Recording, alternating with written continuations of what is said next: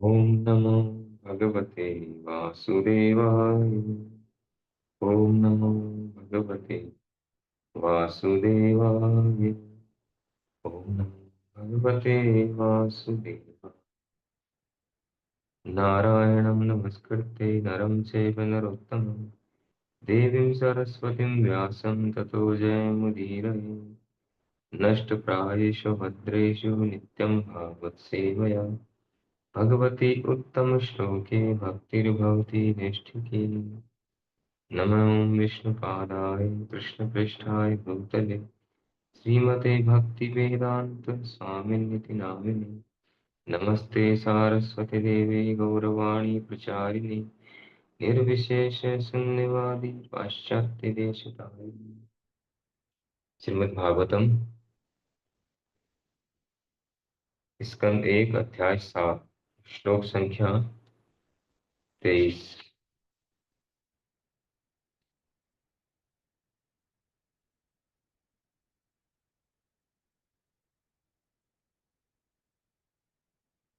त्वमद्य पुरुषे साक्षात् ईश्वरे प्रकृते परे मायां उदश्ये चित्शक्त्या केवल्ये स्थितात्मनि। आप आदि भगवान हैं जिनका समस्त सृष्टियों में विस्तार है और आप भौतिक शक्ति से परे हैं। आपने अपनी आध्यात्मिक शक्ति से भौतिक शक्ति के सारे प्रभावों को दूर भगा दिया है। आप निरंतर शाश्वत आनंद तथा दिव्य ज्ञान में स्थित रहते हैं। तात्पर्य: भगवत गीता में भगवान कहते हैं कि जो व्यक्ति भगवान के चरण कमलों की शरण ग्रहण करता है वह अविद्या के चंगुल से छूट सकता है। कृष्ण सूर्य के तुल्य तुल्य हैं और माया या भौतिक जगत अंधकार के तुल्य है। जहां जहां सूर्य का प्रकाश जाता है वहां वहां अंधकार या अज्ञान तुरंत दूर हो जाता है। यहाँ पर अज्ञान के संसार से निकलने का सर्वश्रेष्ठ उपाय सुझाया गया है। यहाँ पर भगवान को आदि परमेश्वर कहा गया है। उन्हीं से अन्य सारे अवतारों का विस्तार होता है। सर्वव्यापी भगवान विष्णु भगवान कृष्ण के पूर्ण अंश या विस्तार हैं। भगवान अपनी नाना प्रकार की शक्तियों सहित ईश्वर तथा जीवों के असंख्य रूपों में अपना विस्तार करते हैं। लेकिन श्री कृष्ण मूल आदि भगवान हैं जिनसे प्रत्येक वस्तु का उद्भव होता है। इस दृश्य जगत में भगवान का जो सर्वव्यापी रूप दिखलाई पड़ता है वह भी भगवान की ही आंशिक अभिव्यक्ति है। अतएव परमात्मा भगवान में ही सन्निहित है। वे पूर्ण पुरुषोत्तम भगवान हैं। उन्हें भौतिक जगत के कर्मों तथा फलों से कोई सरोकार नहीं होता, क्योंकि भौतिक सृष्टि के क्योंकि वे भौतिक सृष्टि से बहुत ऊपर हैं। अंधकार सूर्य का विकृत उल्टा रूप है। अतएव अंधकार का अस्तित्व सूर्य के अस्तित्व पर निर्भर करता है, लेकिन सूर्य में अंधकार का नामो निशान नहीं होता। जिस प्रकार सूर्य केवल प्रकाश से ओतप्रोत होता है, उसी प्रकार भगवान इस भौतिक जगत से परे रहकर आनंद से ओतप्रोत है। वे न केवल आनंद से परिपूर्ण हैं, अपितु दिव्य विविधता से भी ओतप्रोत है। दिव्यता तनिक भी गतिहीन नहीं होती, बल्कि गतिशील विविधता से युक्त है। वे भौतिक प्रकृति से भिन्न है, क्योंकि भौतिक प्रकृति 3 गुणों के कारण जटिल बनी रहती है। वे परम या प्रधान हैं, अतः वे पूर्ण हैं। उनकी अनेक शक्तियां हैं और वे अपनी विविध शक्तियों के द्वारा संसार का सृजन पालन तथा संहार करते हैं।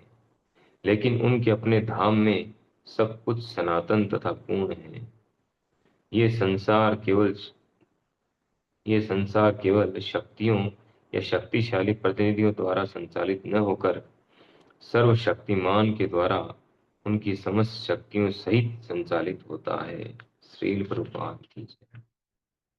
तो यहाँ प्रसंग चल रहा है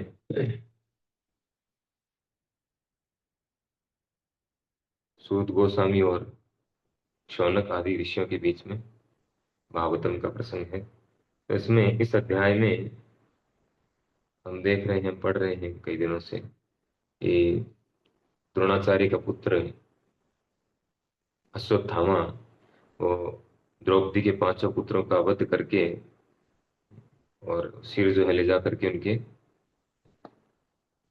सिर ले जा करके और दुर्योधन को देता है। और दुर्योधन इससे प्रसन्न नहीं होता है।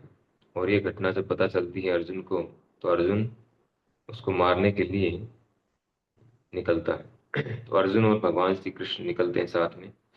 और फिर अर्जुन उसको पकड़ के उसको उस तक पहुंच जाते हैं, लेकिन पकड़ते नहीं। उससे पहले ही अश्वत्थामा अपने बचाव के लिए ब्रह्मास्त्र का प्रयोग करता है। और जो ब्रह्मास्त्र का प्रयोग करता है तो स्थिति बहुत ही विकट हो जाती है अर्जुन के लिए। और अर्जुन तुरंत ही स्थिति को भांप करके क्या करते हैं, भगवान के शरणागत हो जाते हैं, समझ जाते हैं। तो उस समय इतना जो है भया भयावना दृश्य होता है। चारों तरफ प्रचंड प्रकाश फैल जाता है, उग्र प्रकाश। इसमें गर्मी होती है जलाने वाली। और अर्जुन को अपने प्राण संकट में लगते हैं। तो अर्जुन भगवान के शरणागत होते हैं और भगवान से प्रार्थना करते हैं। इससे पहले वाले श्लोक से अर्जुन प्रार्थना शुरू कर चुके हैं, 22 नंबर से। अब इस श्लोक में भगवान के विशेष गुणों का उल्लेख कर रहे हैं, भगवान का ग्लोरिफिकेशन कर रहे हैं। देखिए, मृत्यु सर पे आ खड़ी हुई है, लेकिन अर्जुन क्या कर रहे हैं, अर्जुन उसकी परवाह नहीं कर रहे हैं, या अपने बल पर बचाव का प्रयास नहीं कर रहे हैं। वो भगवान पर निर्भर कर रहे हैं। ये शुद्ध शुद्ध भक्तों के लक्षण है। तो शुद्ध भक्त होते हैं वैसे ही करते हैं। तो वो भगवान से प्रार्थना कर रहे हैं, भगवान का ग्लोरिफिकेशन कर रहे हैं। तो यहाँ कर रहे हैं तुम आद्य यानी आप आदि हैं, पुरुष है और भोक्ता है। आदि का अर्थ है सबकी शुरुआत, जो सबकी शुरुआत हो। अहम सर्वस्व प्रभु, चतुश्लोकी गीता में भगवान कहते हैं अहम सर्वस्व प्रभु। ये सब कुछ जो है मुझी से उद्भूत है। मत्तः सर्वम प्रवर्तते, मैं ही सबका सोर्स हूँ और मुझी से सब कुछ उद्भूत है। तो उसी बात को यहाँ पर अर्जुन बता रहे हैं कि तुम आद्य, आप जो हैं आदि पुरुष हैं, सबसे प्राचीन प्राचीन सबसे पुरातन पुरुष। आपसे ही सब कुछ शुरू हुआ है। तुम आदि आदि हैं और पुरुष है, आप पुरुष हैं। पुरुष का अर्थ है भोक्ता, एंजॉय। आप ही परम भोक्ता हैं, एंजॉय। तो यहाँ रूपादि तात्पर्य में समझाते हैं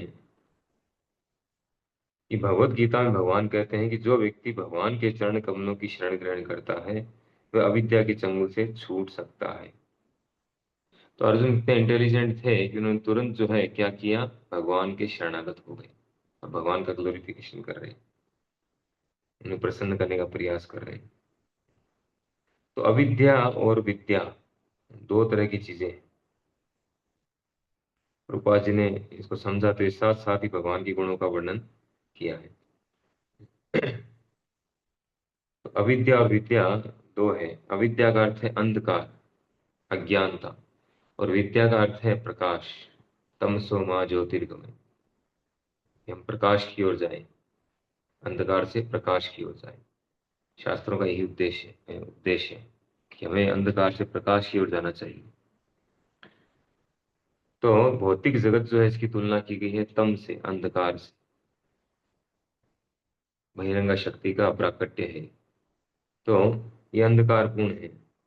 और जैसे इस भौतिक जगत को प्रकाश में बनाने के लिए यहाँ एक सूर्य की व्यवस्था की गई।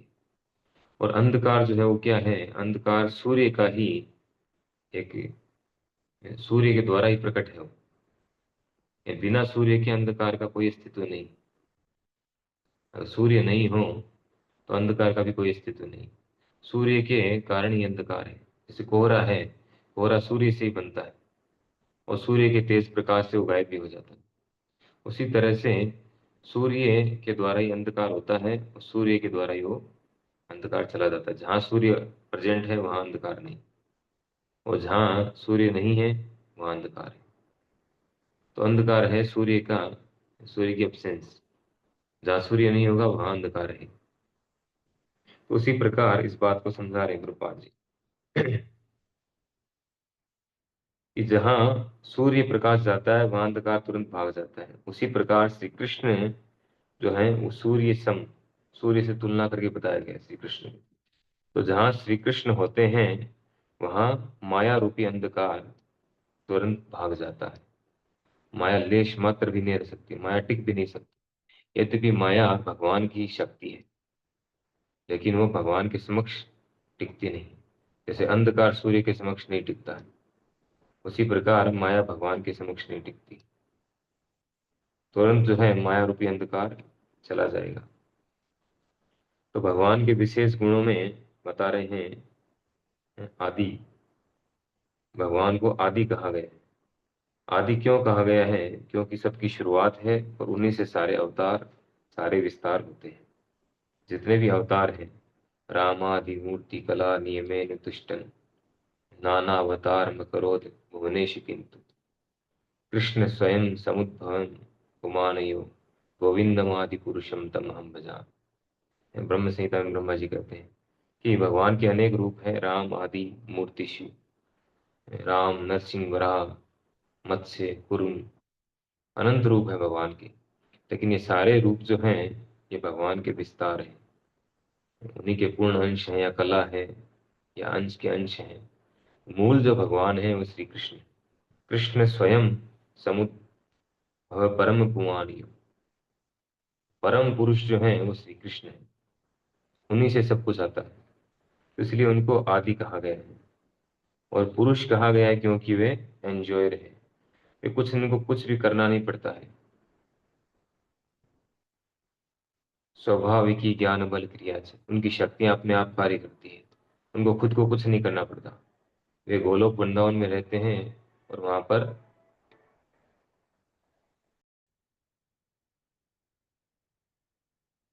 तो जितने भी रूप हैं सब भगवान के विस्तार हैं।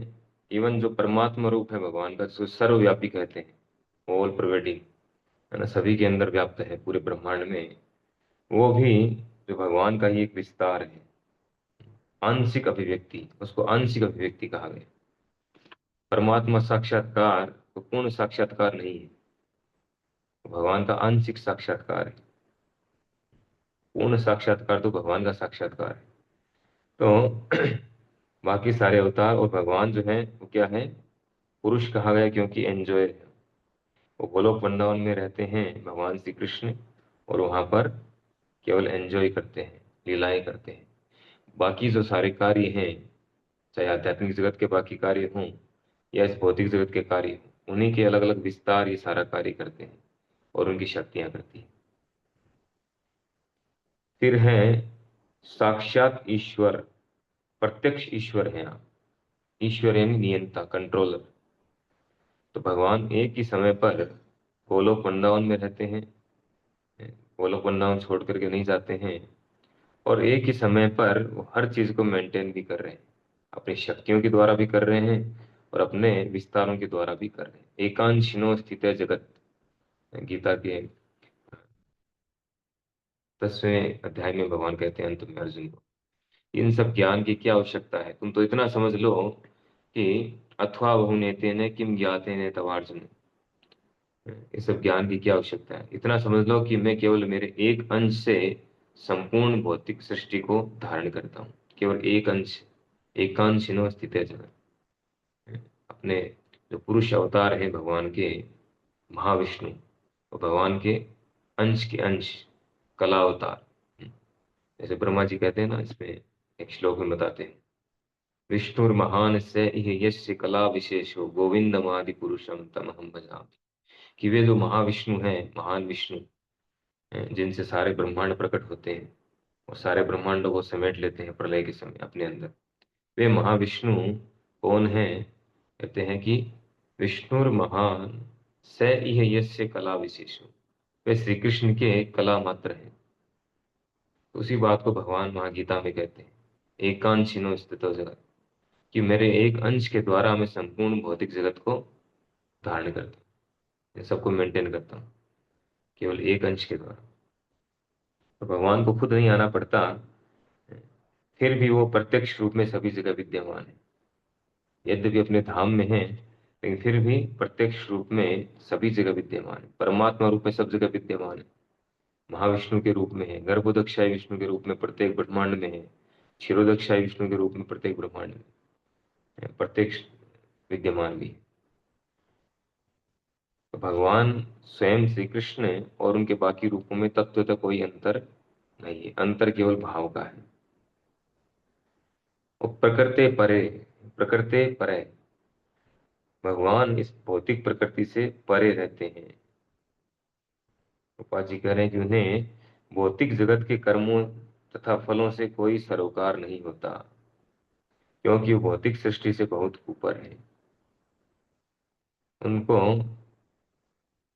न माम कर्माणि लिप्यन्ति न मे कर्म फले स्पृहा, गीता में भगवान कहते हैं कि न तो मैं कर्मों से लिप्त होता हूँ।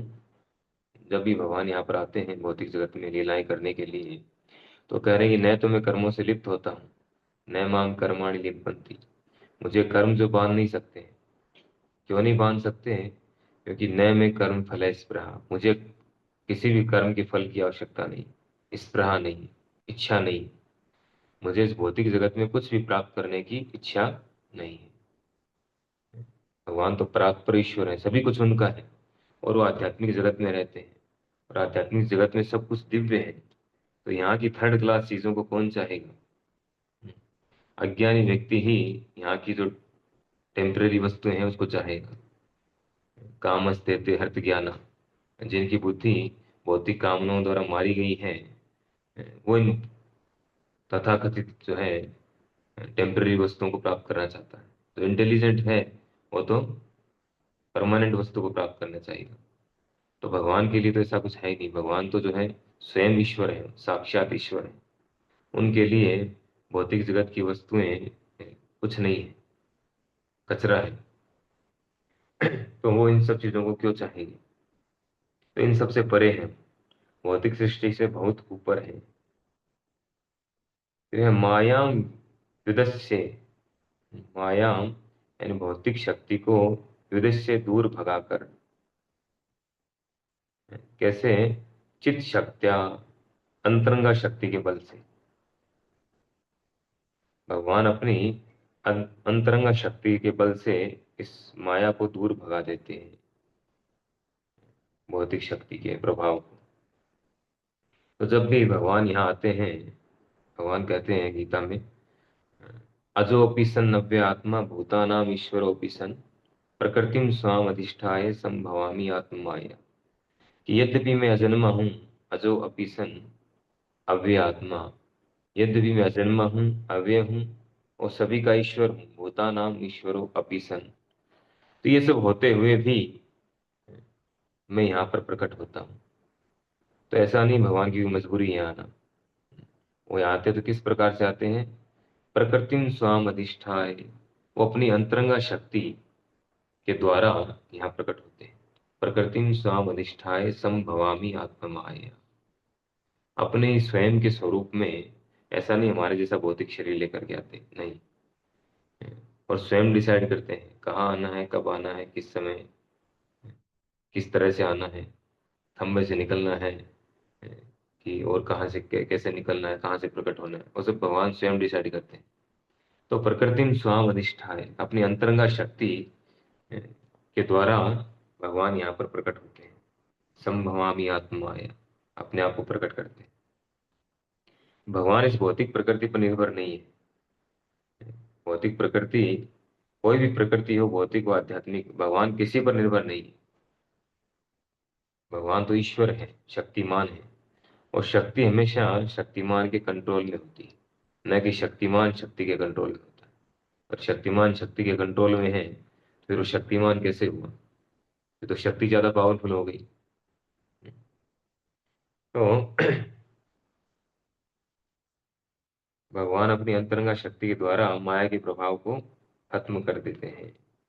केवल ले स्थित आत्मनि, केवल ले अर्थात शुद्ध शाश्वत ज्ञान तथा आनंद में स्थित, यानी भगवान हमेशा आत्मा राम है, आत्मतुष्ट है, अपने आप में स्थित रहते हैं। उनको बाहरी चीजों पर डिपेंड रहने की आवश्यकता नहीं है। यहाँ बहुत सुंदर एग्जाम्पल दे रहे हैं प्रभुपाद जी। क्या कह रहे हैं कि अंधकार सूर्य का विकृत उल्टा रूप है, अतएव अंधकार का अस्तित्व सूर्य के अस्तित्व पर निर्भर करता है। लेकिन सूर्य में अंधकार का नामो निशान नहीं होता। हम अंधकार को कब समझ सकते हैं? जब प्रकाश को समझेंगे तो हम अंधकार को समझ सकते हैं। है ना? दोनों पहलू को समझना होगा। जब तक हम प्रकाश को नहीं जानेंगे, मान लो कोई व्यक्ति है, वो जन्म से अंधा है, उसने कभी प्रकाश नहीं देखा, वो कैसे बता सकता है कि ये अंधकार है? वो बता ही नहीं सकता।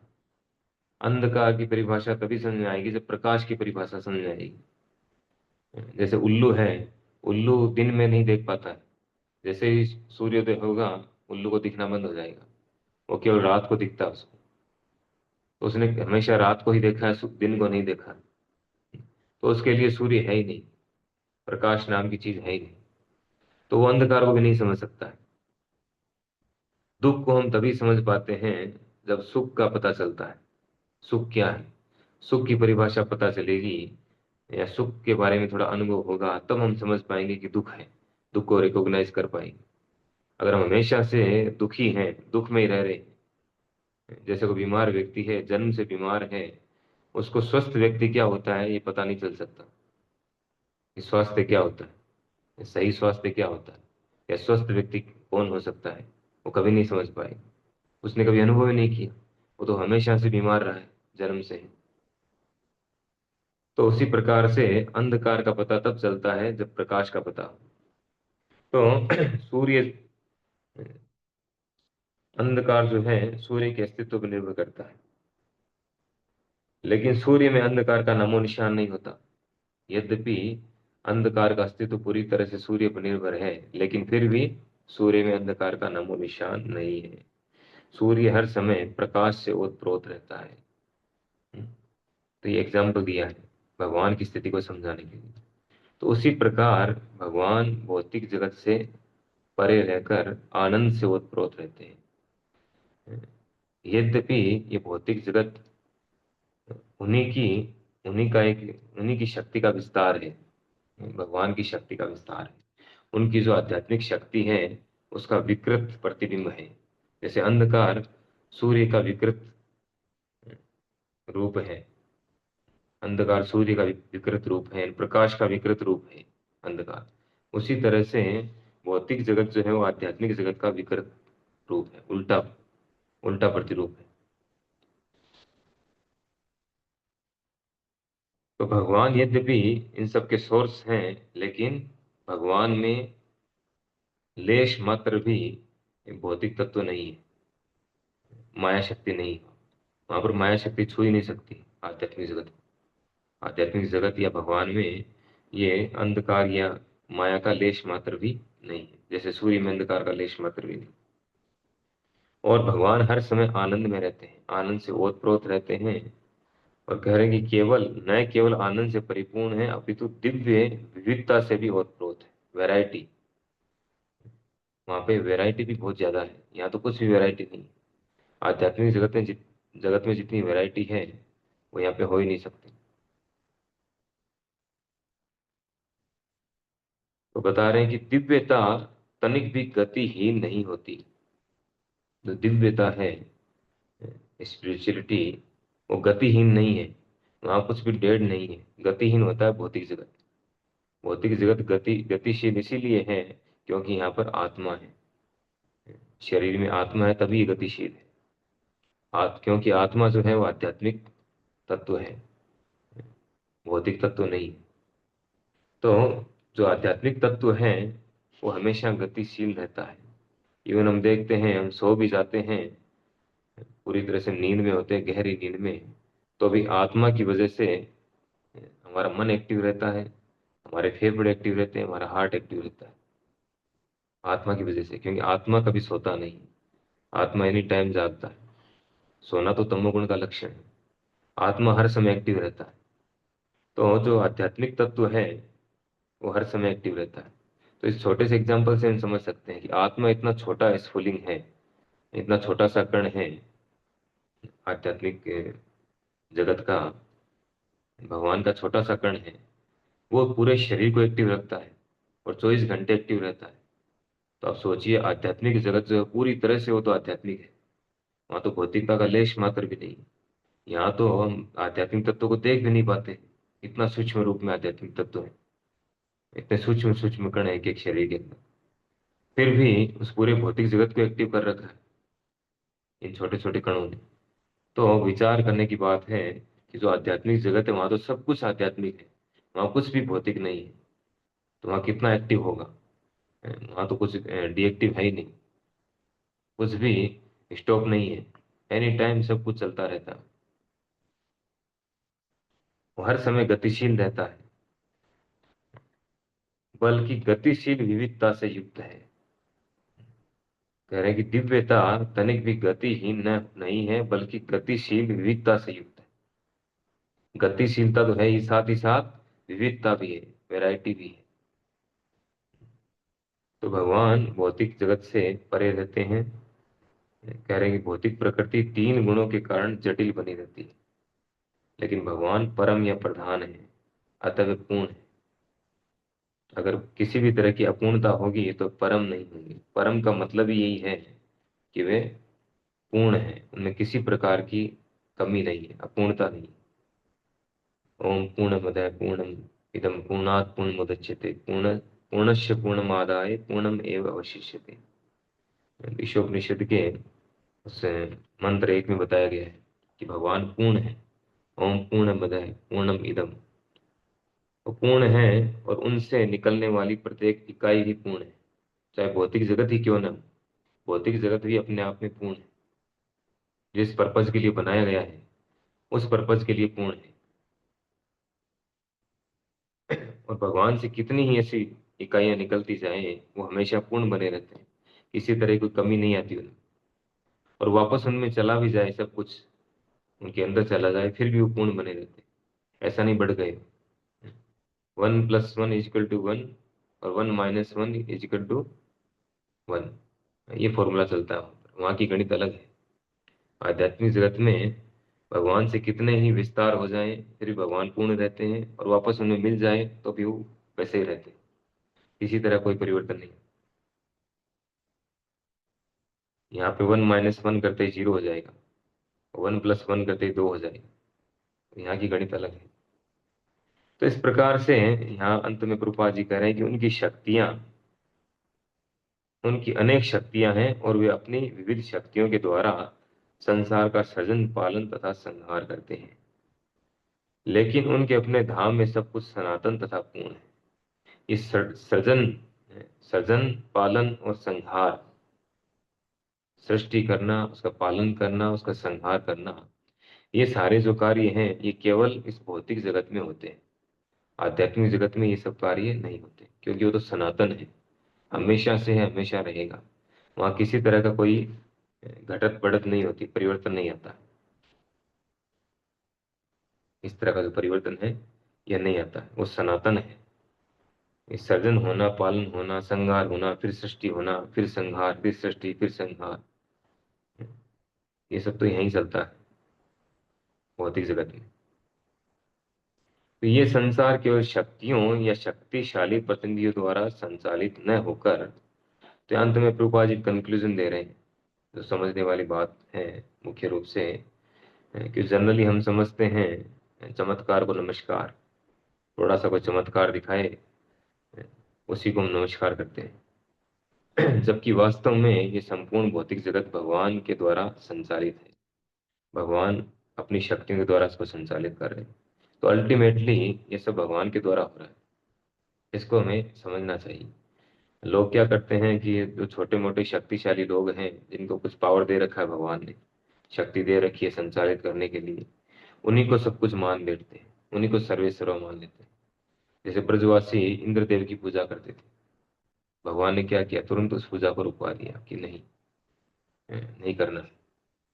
तो उसी तरह से बहुत सारे लोग हैं जो अलग अलग देवताओं को सर्वेश्वर मानकर उनकी उपासना करते हैं, या कोई और किन्हीं को उपासना करते हैं। कोई कुछ छोटा मोटा चमत्कार दिखा देता है, उसी को सब कुछ मानकर उनकी उपासना करते हैं। तो इस तरह से अलग अलग तरीके से ये उपासनाएं तथाकथित पूजा पद्धतियां चल रही है, लेकिन वास्तव में सर्वशक्तिमान जो है वो भगवान है। हमें उनके शरणागत होना चाहिए। जो इंटेलिजेंट व्यक्ति है, समझदार व्यक्ति है, जिसकी बुद्धि भौतिक इच्छाओं के द्वारा मारी नहीं गई, तो इन सब छोटे मोटे चमत्कारों से प्रभावित नहीं होता है, वो व्यक्ति एकमात्र भगवान की शरण लेता है और इन सब कष्टों से बच जाता है। यह अर्जुन का जो है एग्जाम्पल सर्वश्रेष्ठ एग्जाम्पल है कि अर्जुन ने जैसे इमरजेंसी आई तुरंत क्या किया, तुरंत भगवान के शरणागत हो गए, होकर के उनसे प्रार्थना कर रहे, उनका ग्लोरिफिकेशन कर रहे, और किसी के पास नहीं गए या अपने बलबूते पर बचने का प्रयास नहीं किया, पूरी तरह से भगवान पर निर्भर है।